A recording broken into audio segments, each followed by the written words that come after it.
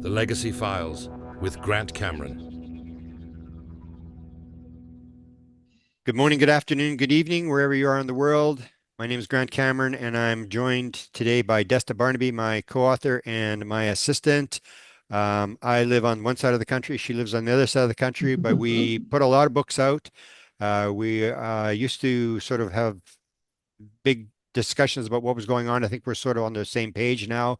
And we're doing another episode of the Legacy Files where we sort of look at the paranormal phenomena, the stuff that's being talked about today in terms of combined, I guess we have almost 100 years experience. And a lot of the scientists want to play the game that they're special, but I would remind them that whatever field you're in, uh, um, Richard Feynman said he was considered to be one of the smartest people in the 20th century, won the Nobel Prize for physics. He said, and I knew this because I used to be a bartender at the Faculty Club Lounge. When you get out of your field of expertise, you're just as stupid as everybody else. And so Desta and I are just going to give our little opinion on stuff in the paranormal phenomena based upon the history of all the stuff we've studied and all the books we've written. And people can take it for what they want, but I think we have something to add to the conversation. Today, we're going to talk about healing. Des has just come out with a book of healing, and I knew there's this bizarre connection. If you go and actually look at the experiencer files with the UFOs, and we're going to actually be doing an interview with Ray Hernandez, who helped Edgar Mitchell put this file together. They talked to 3,200 experiencers, and even though that's all ignored by the scientific community, that's a lot of very high amount of data, and it shows very distinct patterns. One of the patterns is that 50% of experiencers who claim they've had in contact with non-human intelligence can heal somebody else, or they've been healed themselves by the phenomena. And the one story I will tell is Chris Bledsoe, because I was with him. He told me this very clear story that the night that he had his experience, which he didn't really want to be in, he was very scared. He wanted to get out of it. That he and his son ran for the cornfield after he encountered the beings walking around the backyard when he got home. And he and his son went and sat in a cornfield for the rest of the night. He was so scared. And then he suddenly goes in the cornfield and he said, Chris, I forgot my medication. He was taking 14 medications today for Crohn's disease, which is incurable. And he has never taken a pill since this experience with the UFOs. So Desta is kind of an expert on healing. She does healing. So I'll turn it over to you, Desta. What do you think is important in terms of the new book? First, describe your new book, and then what is important for people to know about healing as compared to the healing that we know. You go to the doctor, he writes your prescription for painkillers or whatever, and in the end, they sort of give up on you and you die. What's the difference between sort of healing, the idea of what's actually going on in terms of what modern medicine does and what people in this field would be doing? Well, okay, so this is the new book. It's called, I don't know if you can see it, The Magic of Pain Relief. So I broke my leg in four places in November, and that was what spurred me to be lying in bed for 6 months and writing all these books. This is the first book I wrote because I was just trying to. I have already taken, as you know, many classes over the years, alternative healing classes, Reiki, dowsing, body talk, essential oils, basically shiatsu, like a whole bunch of body work kind of healing modalities. And but what I wanted, so when I broke my leg and I came home and I was trying to get off the meds that I was on, I'm not a big pharmaceutical medication taker, and so I was like getting Matt to gather up all my crystals and oils and PEMF machines and the red light machine. And I just had a stack of everything like tuning forks and stuff all around me. And I was trying to just like, be doing everything all mixed together, just trying to be able to get off the painkillers and get my leg healed. The surgeon worried me a little and said that, I would have to be vigilant to be able to learn to be able to walk properly again after. And, that I was probably going to have arthritis and have all these complications in the future. So I was petrified and trying to get off these drugs. So I kind of like did a bunch of research and was trying to figure out. Obviously, people have been breaking their legs throughout all of time, so it's nothing new or anything. And except for now, the way that they heal things is through going to the doctor getting medication, getting in a cast and then not moving for a while. That's clearly not what they used to do in the Egyptian days or the Babylonian days. So I was trying to figure out like what they were doing, not just as in applying essential oil or like, sticking a crystal on it, but like what kind of like what were they doing really? And of course, one of the big things that came up was rituals, that they were all like praying to different kind of gods. They would, go in front of the god and give some kind of offering and, hope to get some information back. They would go to dream incubation temples where they were trying to hope, give an offering to the god and hope to get some kind of information back in their dreams, or they were going to see the temple priestess and trying to get like a, again, giving an offering and trying to get some kind of healing back. But so a lot of things that they were doing has to do with rituals. And I was really interested in that because I'm interested in rituals. I have like little things that I burn and sage and do little things for myself all the time and use the moon cycles to, to kind of like boost things up. But one of the big things is that healing is part of the inside of you as well, right? Like pain is a message that your body is trying to tell you something, not just when you break your ankle, but when you're just like starting to have some kind of potential future illness. Your body is trying to tell you something, and you have to kind of like tune into your own body to get the message to try figuring out how you're going to heal yourself. So it's not all about, you need to be active in your healing. You don't just go to the doctor, in the Egyptian days. You're not just going to the doctor and getting a pill to try and cure yourself. You're actively involved in trying to figure out what is wrong with you, listen to your body, get some signs, ask the universe, pray to a god, pray to your higher self, whatever, however you want to say it, and then get information back. And I think that that is really what it is more like a dialogue between you and your higher self, or again, what I would now say, me and the simulation, like me and whatever the thing is, the intelligent being on the other side of the thing reflecting back at me. I'll say that's one of the main reasons why I kind of got down this path, is because for the entire month before I fell, it was at the end of our year of doing, we do like a landscaping pond building stuff, and it was at the very end of our season, and I was exhausted, and I was saying to Matt every single day, I need a break. I need a break. I'm like completely exhausted. I just want to sit on the couch for a couple months and do nothing but watch TV. I need a break. I need a break. I need a break. And then all of a sudden, for the first time in my life, I fell and broke a bone. I've never broken anything in my whole life. So that really started kind of getting me thinking, like, did I do this to myself? You really better be careful of what you're saying to yourself or to your higher self or to the simulation, however you want to say it, because that's part of this communication. I think you're communicating back, you're reflecting something back. I'm like showing, like beaming out from me, like I need a break. And then what is the simulation doing back to me is reflecting back. It's saying, you need a break. I'm going to give you a break. Right. And you want to stay in bed for a couple months and do nothing. I will help you do that.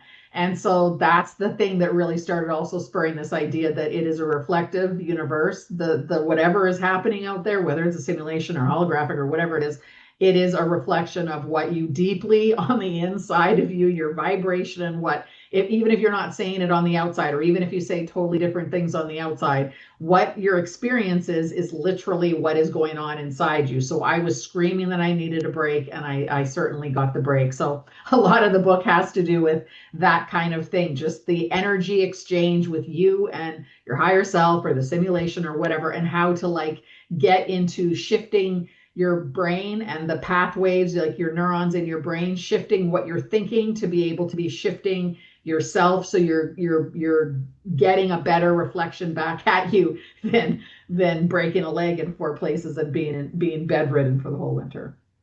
Yeah, it's you even get in the connection to, we just talked about near-death experiences in the last episode. I was watching some of them, and you get this idea that people will fight against that you actually planned this, because there's some of the near-death experiences. I remember the one, because you'll get this where the people say, no, I don't want to go back.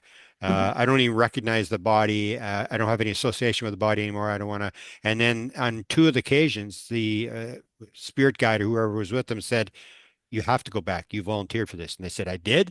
It's like, yeah, you volunteered for this, and you need to tell people, and it's this whole idea. Or I don't know if you remember the one with the woman. She was in the U.S. Army. She was in Iraq or whatever, and they hit a landmine or whatever, and she gets popped out, and she's 50 feet above the car or the truck or whatever, and the spirit guide, and they're laughing, and they're saying, we'll do that.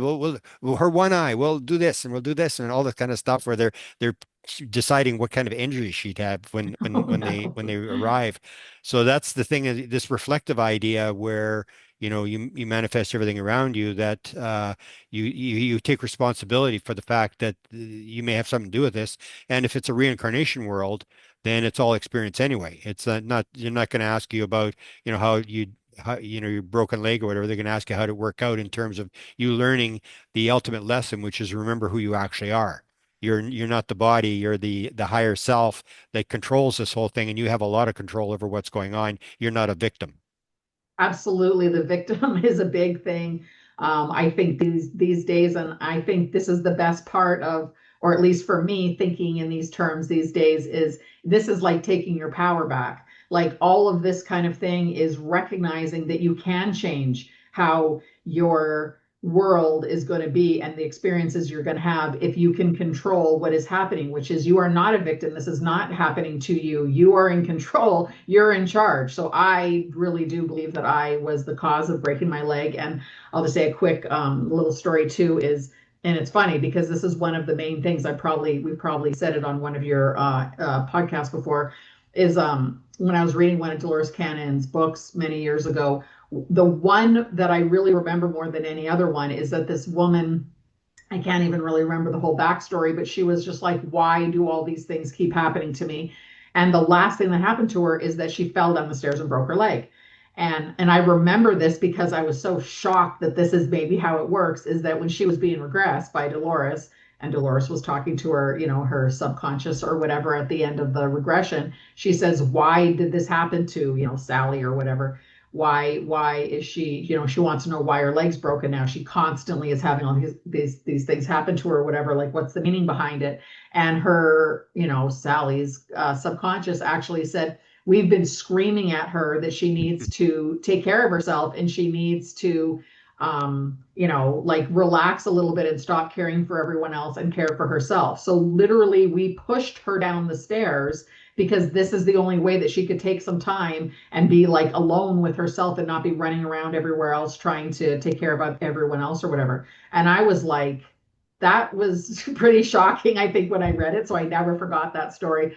And it wasn't until after I was thinking of my own, like, I need a break thing, that I thought, oh my God, it's a different kind of use of it, right? She just needed time to herself and to stop taking care of other people. I was just completely exhausted and just needed the time, also time to myself or whatever. But when I heard that, I was like, that sounds horrible for your higher self to be saying, like, we pushed you down the stairs because you wouldn't, take time out for yourself or whatever. But I think that's really part of what it is that it's you do have control of how things are going to happen to you. You just have to reframe from being a victim to you're in control. If you want good things to happen, you have to kind of like have good, you have to anticipate good things will happen. Your expectations have to change. Your mindset has to change. You can't be walking around thinking, oh, poor me. Why is everything bad happening to me? Because that's what you're attracting. You're reflecting, you're pushing out that vibration, and that's what you're going to get reflected back at you. Whereas if you're doing something different, like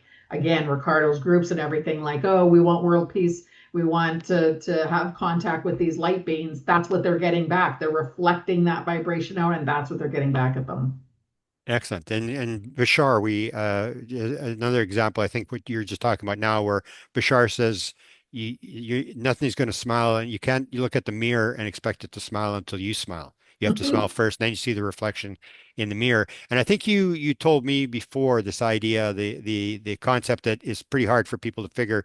You'll get even rituals in modern medicine where the guy comes in with a white jacket, and everybody assumes he's like a priest or whatever. He knows what he's doing. And if you don't wear the white jacket, you don't get as much effect from it. But you talked about the fact that actually there's nobody out there, almost like Jim Semivan says, there does not appear to be any there. There's no out there healing you. It's actually you're healing yourself. Is that correct?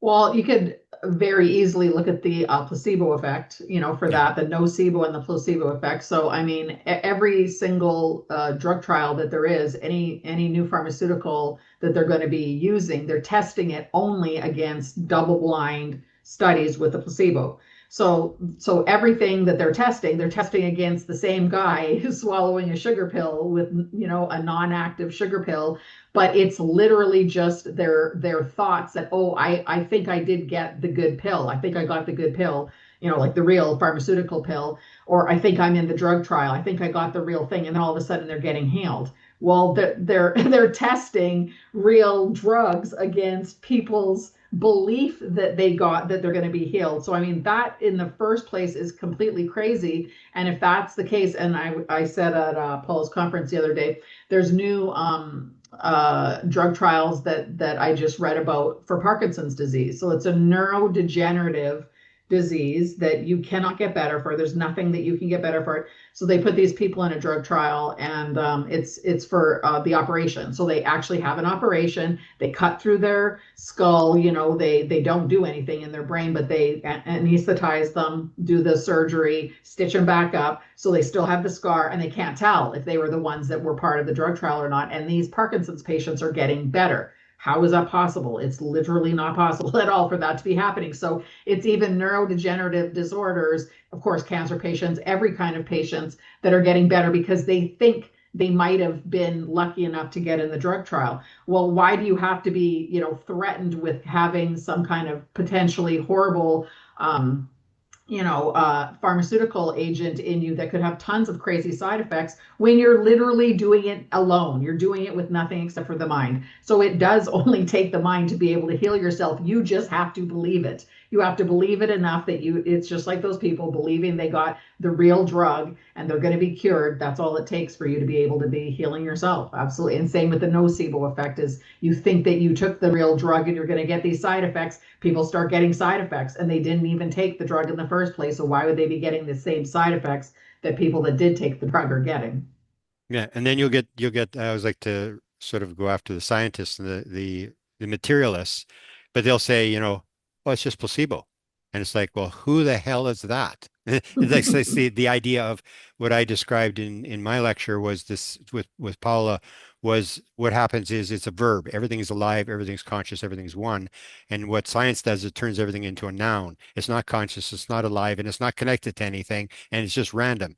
And this sort of idea that it's just happening, or spontaneous remission. It's like, wow, you're just putting a name on it, and making it go away. It's like describing Moses opening the Red Sea, and what he did this, he did that, he did this, and it's like, okay, you're all you're doing is describing what's happening. You're not explaining anything. Explain, let's see you do the trick.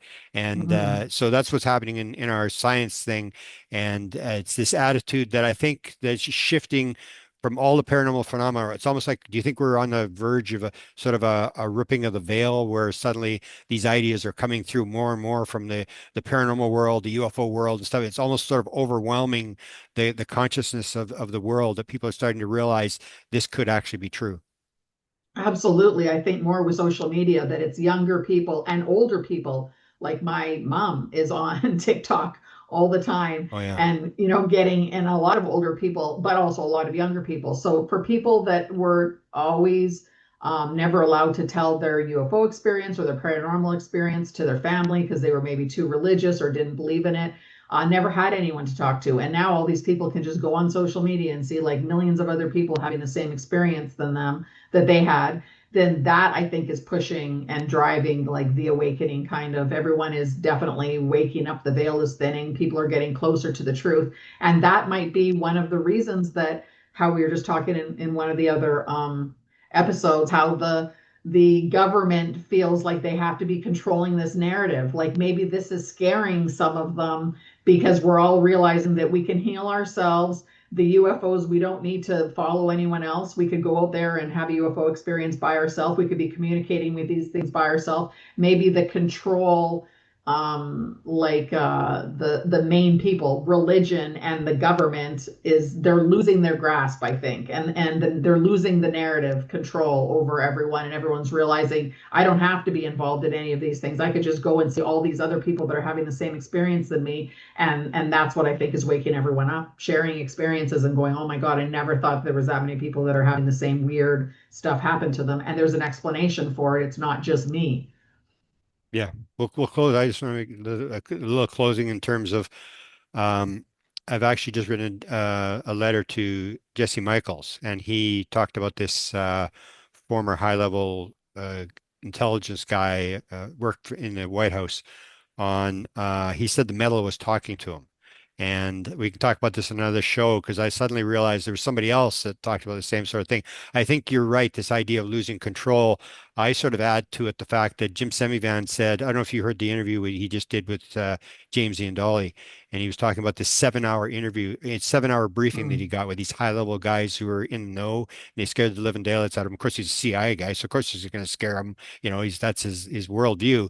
And he basically said that they asked him, well, were they talking about UFOs on these experiments they did? And he said, no, no, no. They like what technology they gotten. And he said, no, no, no, it was more like psychic stuff. And that may be the whole thing. It may not be UFOs at all. It's this whole idea about how does reality actually work. And they know the psychic component. They've been working on hypnosis and mind control, all this stuff for almost a century, and they know the connection. And that's what they're trying to hide is this whole idea Mhm. about the fact that the metal is talking to them and that we have no control over anything and stuff like that. And they want you to stay in the materialistic paradigm where you're just consuming and buying and stuff like that and collecting toys. And they don't want this other world to unravel. And that's the reason behind the PSYOP in the first place and trying to gaslight the public for 70 years, trying to say that all the experiencers were completely Yeah, crazy and the ufologists were conspiracy theorists because it's not true. So for them to be, again, controlling the narrative to try making yeah, people think, go, don't look here, look over here. And I think that's exactly the same thing that they're trying to do now. I think they're putting these people forward, Lou Elizondo, all these people from the intelligence community to be like, the people that are going to come and tell us what's happening with UFOs when they're from the community that has been lying to the rest of the public the whole time. So I'm never one of the people that are like excited that all this stuff is coming out from the intelligence community because they're the ones that were against us the whole entire time, yeah, right? It's yeah, been a controlled psyop the whole entire time for them to be trying to make the public believe that there's no such thing as UFOs. We never had any crashed saucers. We never saw the beans. These people are all totally nuts. And then one day they just come forward and just go, oh yeah, we've been studying it the whole time. And what everyone's supposed to not be, not holding them accountable for what they've been doing to us the whole rest of the time. Like that to me is mind blowing. It's like Stockholm syndrome or something that people are, so like, attached to the government being the ones telling the truth that they don't still believe that we're the ones, the experiencers are the ones, the ufologists are the ones that have been telling the truth and have been following this story the whole entire time. They just like appear out of nowhere and, oh, sorry, we were lying to you for 7 years, but yeah. now all of a sudden we'll be telling the truth.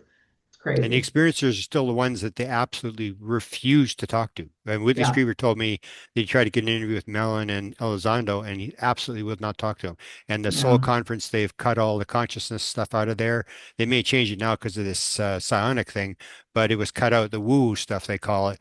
And Danny Sheehan talked about when they're trying to pass the Schumer Amendment, he was negotiating and part of the negotiating with the contractors, and the contractors made them agree not to bring up the abductees. And it's the experiencers. We don't want the experiencers talking because those are the people who are going to tell you what's actually going on. We want this little game about, yeah, we got flying saucers, we got bodies and crafts, and it's like, so what? Why are they here? What's going on? And the experiencers have always, at any expense, they're trying to cut us out and trying to don't talk to the experiencers, talk about the nuts and bolts, talk about the crafts, talk about the government and all this sort of stuff. And it's all just distracting from what's actually going on. That this may really not have that much to do with UFOs. It's much more in depth than that. And it basically tells us where we came from, where we're going, and why we're here. which is the most important part. So we'll keep talking about this and we'll keep bringing it up because I think people need to hear this. There's a lot of, as you know, there's a lot of even top UFO researchers who are playing this game of the nuts and bolts because it's big clicks. You can get a lot of audiences and you can scare people. And there's very few people like you and I who are going to talk about this other side of the story. And we have almost 100 years experience between the two of us. And I think we've got something to add. I agree. Beautiful. Thanks, Grant. Thank you, Desta. See you next time.